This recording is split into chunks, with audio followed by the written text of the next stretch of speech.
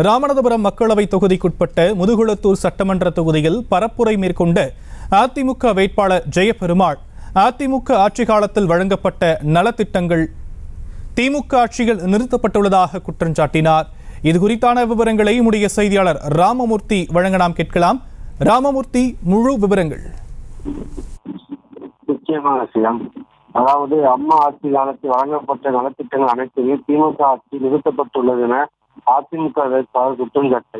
அதாவது ராமநாதபுரம் பாராளுமன்ற தொகுதியின் அதிமுக வேட்பாளர் ஜெயபெருமாள் அவர் இன்று முதுகுளத்தூர் சட்டமன்ற தொகுதி கடலாடி ஒன்றியத்துக்கு உட்பட்ட கீழச்சிறுவனூர், மேலச்சிறுவனூர், இளஞ்சமூர், கடலாடி, குருவிக்காட்சி ஆகிய பகுதிகளில் வாக்கு சேகரிப்பு ஈடுபட்டுக் கொண்டிருந்தார். அப்போது கடந்த 10 ஆண்டுகளாக அம்மா அவர்களின் ஆட்சி காலத்தில் பள்ளி இளைஞ மாணவ மாணவிகளுக்கு சைக்கிள், ஏற்காப்பு உள்ளிட்ட பொருட்களும், பெண்களுக்கு தாலிக்கு தங்கம், திருமண உதவித்தொகை, ஆடு மாடு போன்ற எண்ணற்ற நலத்திட்ட உதவிகளை வழங்கினார்.